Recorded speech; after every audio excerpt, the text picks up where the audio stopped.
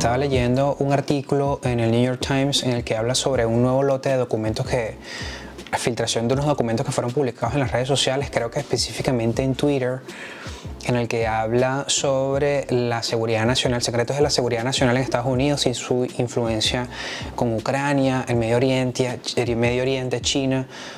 Información que es sumamente delicada en términos bélicos, porque estamos ahorita en una situación muy importante por la guerra entre Rusia y Ucrania.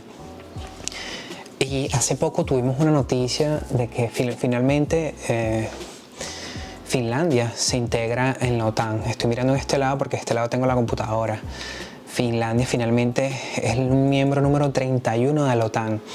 Y me genera muchísima perspicacia porque nosotros lo hablamos no recientemente, pero sí en unos episodios anteriores acerca de qué puede pasar si estos miembros como Suecia y Finlandia, que eran los dos, el par de países que faltaba que formaran parte para terminar de bordear el territorio ruso, porque Rusia había hecho unas declaraciones de que si eso pasaba iba a ser un nivel mucho mayor en esta guerra, si se quiere, geopolítica.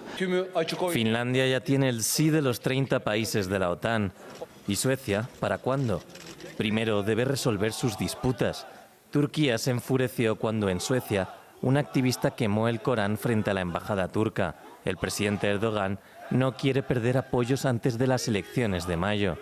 Porque nos estamos acercando a una circunstancia bélica y una confrontación militar muy importante. Y nada, eso es lo que me parece muy interesante mencionar. Yo titulé de hecho este podcast como la OTAN se acerca más a la frontera rusa. Fue como yo de hecho lo titulé.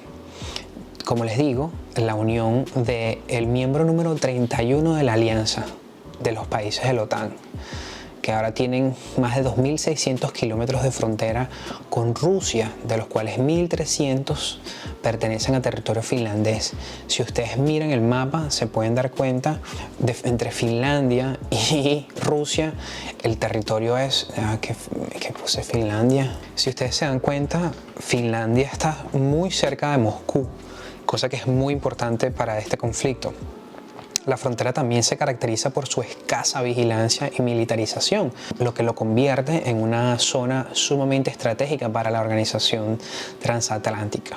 Finlandia tiene aproximadamente 5.5 millones de habitantes y más de 20.000 soldados en funciones, aunque si fuera necesario ya este país ha dicho que podría disponer de más de 1 millón de efectivos en caso de guerra, al sumar las reservas del servicio militar y los elementos de la Marina y la Fuerza Aérea. La valla que Finlandia está construyendo en su frontera con Rusia mientras avanza en su camino hacia la OTAN costará cientos de millones de euros. Su construcción podría durar entre 3 y 4 años. Objetivo: aumentar la seguridad y evitar la llegada masiva de migrantes rusos. La Guardia Fronteriza finlandesa propuso construir entre 130 y 260 kilómetros de vallado a lo largo de los más de 1.300 kilómetros de su frontera compartida con Rusia.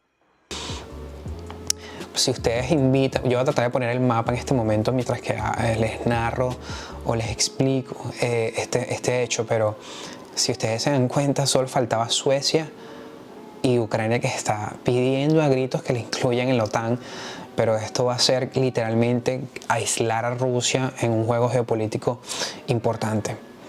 Suecia esperaba, como les digo, poder unirse a la alianza al unísono que Finlandia. Sin embargo, el gobierno turco y el húngaro han puesto obstáculos en el camino de su membresía, lo que ha provocado que los finlandeses hayan tenido que unirse en solitario. Vamos a hablar de esto quizás en un próximo episodio. Esto es un conflicto con los turcos. Sería bueno discutirlo en un podcast en otro episodio para hablar un poco más de esto con calma. En relación a esta cuestión, el presidente de los Estados Unidos, Joe Biden, dijo que felicitó a Finlandia por su adhesión y urgió a Budapest y Ankara a ceder la aceptación de Suecia, que no depende de ellos. Es pertinente mencionarlo debido a que esta semana, el 7 de abril, se conoció, como les dije al principio de este episodio, un nuevo lote de documentos clasificados que, como les digo, parece detallar los secretos de seguridad nacional estadounidense, desde Ucrania hasta Medio Oriente y China. La relación militar entre Estados Unidos y Ucrania es muy cercana, a pesar de que este país aún no pertenece formalmente a la OTAN. Siempre me he preguntado si alguna vez Rusia fue invitada a formar parte de la OTAN. yo pensaba que no, pero sí. Rusia fue invitada a unirse a la OTAN en varias ocasiones a lo largo de la historia. La primera vez fue de hecho en el 91, el año que yo nací, por cierto. Tras el colapso de la Unión Soviética y el fin de la Guerra Fría, el presidente norteamericano que invitó a Rusia a unirse a la OTAN fue de hecho George W. Bush, el padre. En 1991, durante una cumbre en Madrid, Bush le ofreció a Rusia la posibilidad de unirse en un intento pues, de establecer una nueva era de cooperación y seguridad después del final de la Guerra Fría y el colapso de la Unión Soviética. I can report to you, our armed forces fought with honor and valor, and as president, I can report to the nation, aggression is defeated, the war is over. Sin embargo, la oferta de Bush fue rechazada por el presidente ruso de aquella época, que es Boris Yeltsin, quien argumentó que Rusia necesitaba tiempo para reconstruir su economía, su posición en el mundo, antes de considerar la posibilidad de unirse a una alianza militar liderada por Estados Unidos. Se supone que Rusia nunca se sintió completamente cómoda con la idea de formar parte de una organización militar liderada por Estados Unidos y temía que realmente su soberanía y su papel en la seguridad europea pudiera verse comprometido. Ya les voy a explicar un poco por qué para Rusia pudiese haber sido una necesidad no formar parte de la OTAN. Ya lo vamos a explicar más adelante, pero su ampliación hacia el este en la década de los 90 y en la década de los 2000 llevó a la incorporación de países que anteriormente eran parte del bloque soviético, y todas estas cosas fueron vistas por Rusia como realmente una amenaza a su seguridad, que de hecho esa historia se está repitiendo actualmente con la misma integración de Finlandia de hace 2 días atrás. Y como una demostración también de influencia y el poderío de OTAN en la región. Estamos hablando más meramente en términos geopolíticos, los países se unen en bloques y así como se termina desarrollando la guerra, o como se han terminado desarrollando las guerras a lo largo de toda la historia de la humanidad. Saco esto como referencia porque ahora, 30 años después, tienes varios países miembros de la alianza que hacen frontera con Rusia y que de paso muchos de ellos fueron parte de un antiguo bloque soviético, como lo mencionaba antes. Estamos hablando de Polonia, República Checa, Lituania, Letonia, Rumania, Eslovaquia.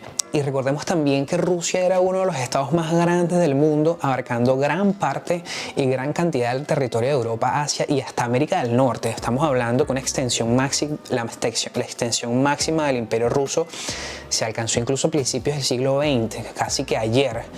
De manera que supongo que todavía queda el recuerdo de lo que fue aquel imperio y pensar que ahora están siendo bordeados por la OTAN.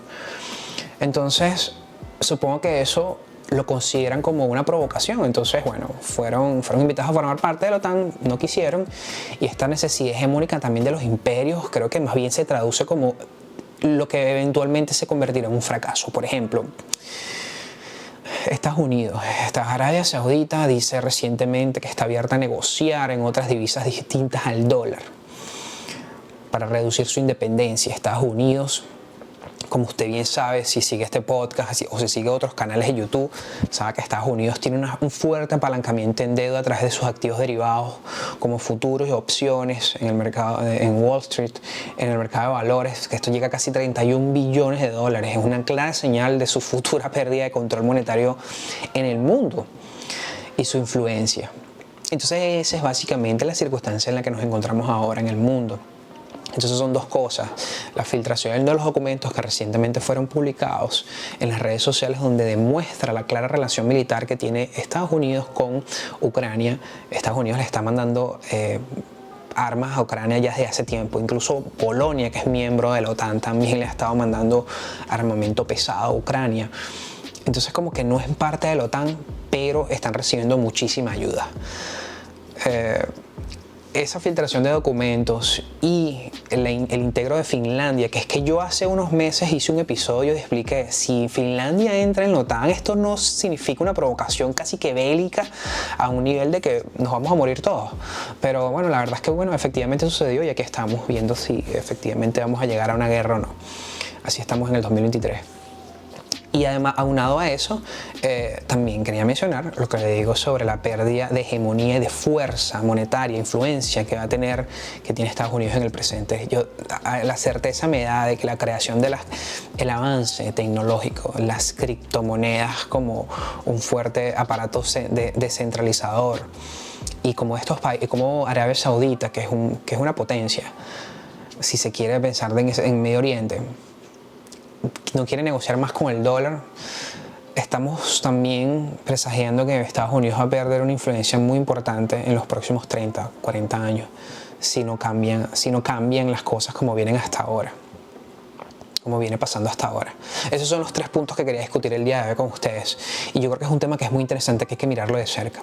Si te gusta el contenido que estoy compartiendo hasta ahora, por favor no olvides suscribirte a este maravilloso podcast, a este maravilloso canal. Y mi nombre es Manuel Zambrano, y bueno, nada, espero verte en una próxima oportunidad.